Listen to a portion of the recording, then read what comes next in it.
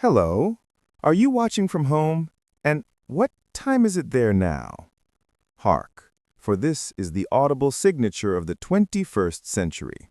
It is the sound of commerce, of conflict, of travel, of global connection. We accept this powerful clamor as normal. Yet 8 decades prior, this noise was non-existent. It was scientifically unachievable, a fantasy, until one man, disregarded, mocked, and pushed near ruin, chose to capture a powerful storm. By 1928, velocity had a definitive ceiling. You could equip an aircraft with a larger engine, attach more rotors, consume more fuel, but ultimately you encountered a barrier, the propeller itself. At great speeds, a propeller loses its grip on the air. It becomes ineffective, mere useless bulk. Aviation specialists were unanimous. 500 miles per hour was the absolute maximum, the definitive limitation. Enter Frank Whittle, the son of a mechanic hailing from Coventry. He was not born into the elite of the Royal Air Force. He was ordinary. Short, tough, a reckless aviator who once wrecked a plane because he was bored with merely flying straight. He desired more than flight. He wanted extreme speed. While fellow cadets were socializing in the officers' mess, Whittle was preoccupied with a theoretical paper. His concept was revolutionary in its simplicity. Eliminate the propeller. Discard the pistons. Intake air, compress it until it shrieks, ignite it, and forcefully eject it from the rear. Newton's third law. Each action generates an equal and opposite reaction. If gas is ejected backward with enough force, the plane must surge forward. No propellers, no velocity constraint.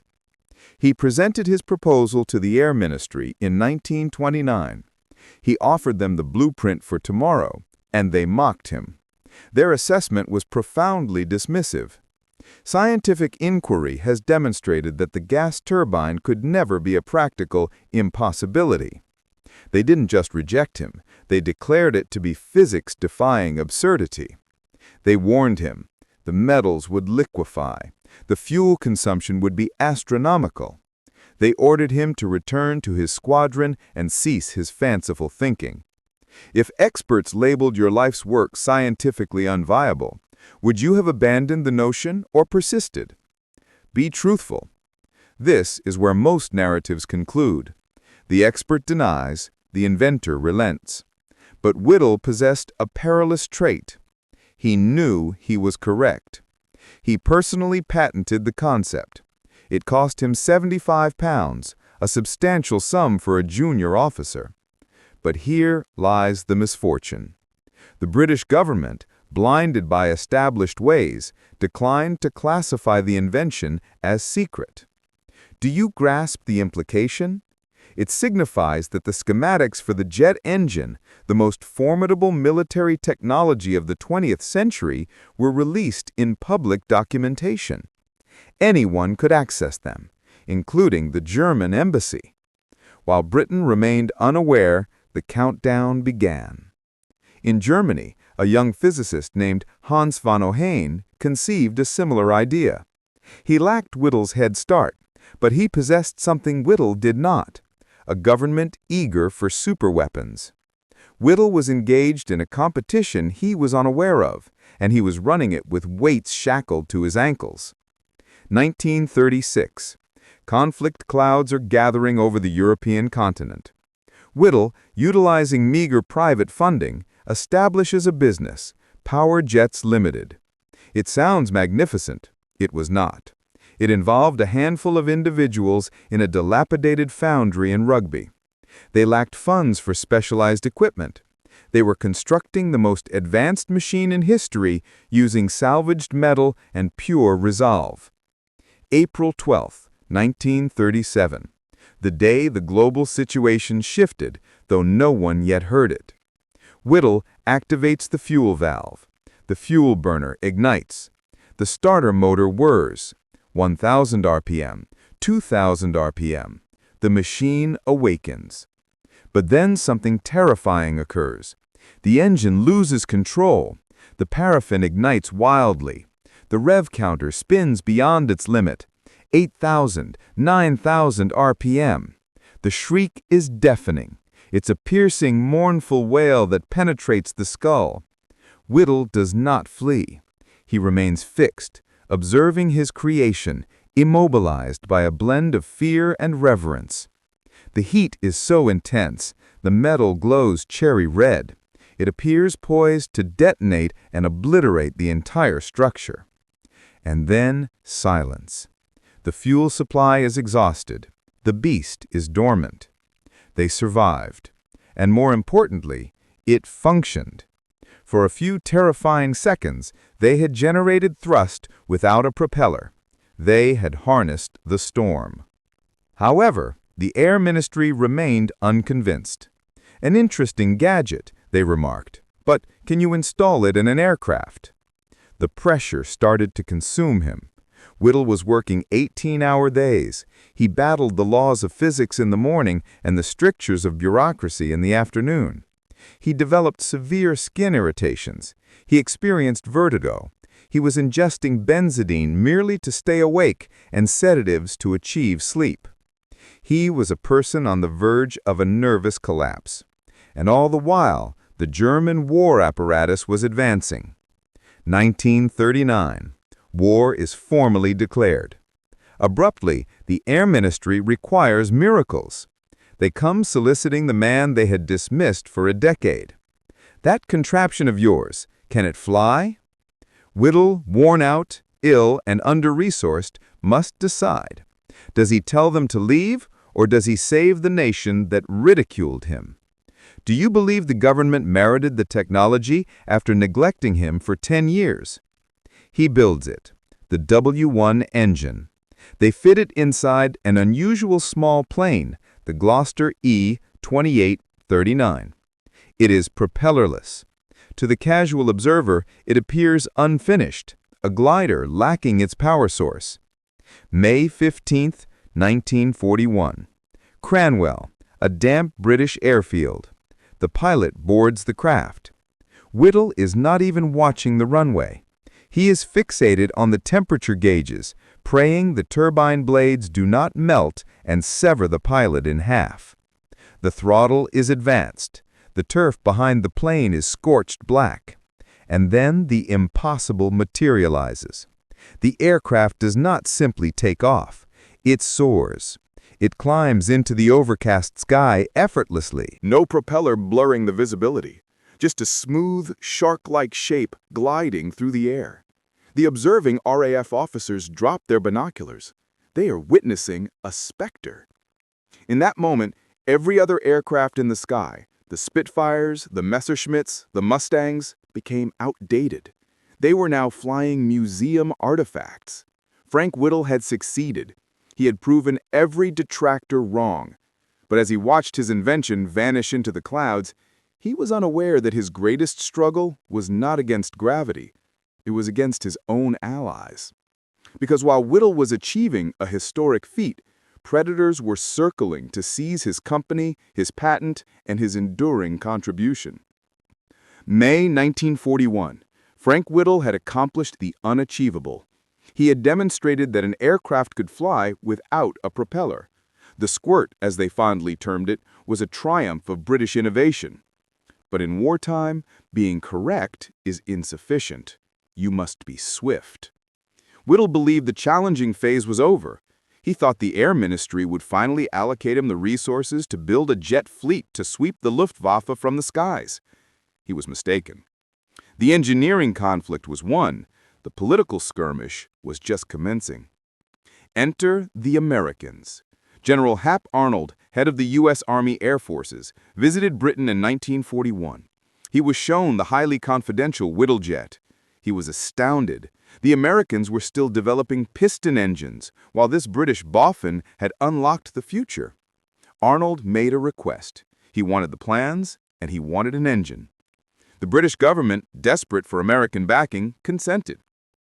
In October 1941, Whittle's prototype engine, the W-1X, was packed. It was accompanied by a collection of technical drawings. It was a technology transfer valued at billions.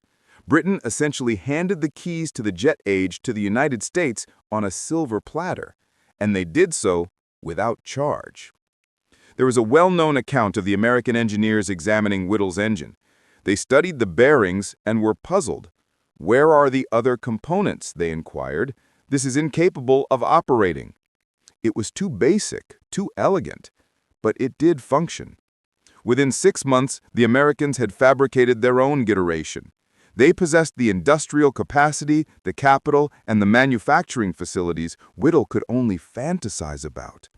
While Whittle was pleading for scraps of aluminum in Rugby, the Americans were preparing to mass-produce his creation. Back in Britain, the situation deteriorated. The ministry determined that Whittle's small firm, Turbojet, could not manage mass production. They were accurate. He lacked the factories. Consequently, they compelled him into a collaboration with Rover. Yes, the car manufacturers. It was an immediate calamity. Rover's engineers were accustomed to piston engines, heavy, intricate, precise machinery. They observed Whittle's gas turbine and attempted to fix it. They modified the design without his knowledge. They introduced pointless alterations. They treated Whittle not as the inventor, but as an annoyance. Whittle was enraged. He was watching his creation being corrupted by individuals who did not comprehend the fundamental physics of its operation. He later remarked it was comparable to observing a surgeon operate on a patient with a pickaxe. The strain returned, the rashes intensified, the headaches were blinding. He was fighting a war on 2 separate fronts, the Nazis in Europe and the car manufacturers in Coventry. And while the British argued in boardrooms, the adversary was active. July 18, 1942. German test pilot Fritz Wendel takes the cockpit of the Messerschmitt Me 262. It featured not 1, but 2 jet engines. It was swept-winged, aggressive, and terrifyingly rapid. Germany had secured the air race victory. The Me 262 flew 9 months prior to the British Gloster Meteor entering service. The Swallow, as they named it, could achieve 540 miles per hour. A Spitfire pilot could dive toward it, engines screaming, and the German jet would simply accelerate away, as though the British plane were stationary. Had Hitler mass-produced this aircraft sooner, the D-Day invasions could have been a slaughter. The skies over Europe would have been dominated by the Luftwaffe. Finally, in 1944, the British jet became operational. The Gloster Meteor, powered by Whittle's engines. But the RAF was apprehensive about their own secret weapon falling into enemy hands. They issued a stringent command. The Meteor is prohibited from flying over enemy territory. So what did they do with the world's most advanced fighter? They utilized it for home defense, specifically against the V-1 flying bomb. The V-1 was a pulse-jet cruise missile, fast, loud, and lethal. Propeller planes struggled to intercept them, but the Meteor could catch them. On August 4, 1944, Flying Officer Dixie Dean was patrolling. He sighted a V-1 heading toward London. He advanced his throttle. The Whittle engines roared. He overtook the bomb, but his weaponry malfunctioned. Disaster. The bomb was counting down. London was minutes away. Dean did not surrender. He did something reckless. He flew his jet wingtip to wingtip with the flying bomb. He used the air current over his wing to physically tip the V-1 over. The bomb's gyroscope failed. It spiraled out of control and crashed harmlessly into a field. It marked the first instance in history where a jet aircraft had defeated a missile. Whittle's engine was finally preserving lives. By 1945, the conflict was drawing to a close. The Allies had prevailed. The jet age had arrived. Frank Whittle should have been the wealthiest, most celebrated engineer in the empire. He had granted Britain the leading edge in the most critical technology of the century. But the government had one ultimate surprise for him. They did not bestow a knighthood. They did not grant him a fortune. They nationalized his company. Turbojet Limited was forcefully acquired by the state. He was informed he could remain as a technical consultant, but he would no longer control his own invention. They confiscated his engine, they confiscated his company, and they transferred the manufacturing contracts to the very industrial titans, Rolls-Royce and Rover, that had opposed him for years. He resigned in protest. He was 41 years old. He had transformed the world, and in return, the establishment chewed him up and discarded him. The man who miniaturized the world was now jobless. While the government distributed the profits of his invention among the major corporations, Rolls-Royce, Bristol, Rover, Whittle was left with no authority. He was an enraged genius without a laboratory. In 1948, the Royal Commission on Awards to Inventors chose to settle the financial obligation. They assessed the jet engine, an invention that would soon be valued at trillions of pounds to the global economy, and they issued him a check, £100,000, tax-exempt. It was a considerable sum at the time, but was it sufficient? He had given the world access to the skies. He had reduced global travel time from weeks to hours, and in exchange, they gave him a settlement and a gentle suggestion toward the exit. The message from the British establishment was unmistakable. "Thank you, Air Commodore. We will assume control from here." Disheartened, Whittle did what many notable British innovators have done when their native country failed to value them. He departed in 1976. He moved to the United States. The irony was sharp. The Americans, who had received his technology free of charge during the war, treated him like royalty. They regarded him not as an irritant, but as a titan. He accepted a position as a research professor at the U.S. Naval Academy. He was celebrated in Washington. The nation that borrowed his genius was the only one that truly recognized how to honor it. But the most extraordinary event of his later years was not an accolade. It was a meeting. Decades following the war, Frank Whittle finally encountered Hans von Ohain, the British genius and the German genius. They had spent the war years attempting to destroy each other's countries. They had been running the identical race in parallel paths, separated by a barrier of silence. But upon meeting, there was no animosity, only mutual acknowledgement. They became the closest of friends. They traveled the world together, presenting lectures. They were dubbed the Jet Pioneers. Von Ohain once disclosed the truth that still challenges historians. He stated, "If the British government had supported you earlier, the Luftwaffe would never have stood a chance. You would have cleared us from the sky in 1940. And Whittle responded, "And if Hitler had backed you sooner, London would have been obliterated." Two individuals, two engines, and a world whose fate hung in the balance between them. Frank Whittle passed away in Maryland in 1996. He did not die a billionaire. He did not possess the corporations that fabricated his engines. But his legacy is recorded in the sky 30,000 feet above our heads. Every time you board an aircraft for vacation, every time a parcel arrives from across the globe within 24 hours, every time you perceive that distant roar high in the clouds, you are existing in the world Frank Whittle created. They informed him it was impossible. They informed him the physics would fail. They informed him he was merely a cadet with a ridiculous concept. But the young man from Coventry disregarded them. He simply reached out, grasped the future, and pulled it toward himself. Ultimately, the scientist prevailed. The pistons ceased operating, and the world began to fly with his invention.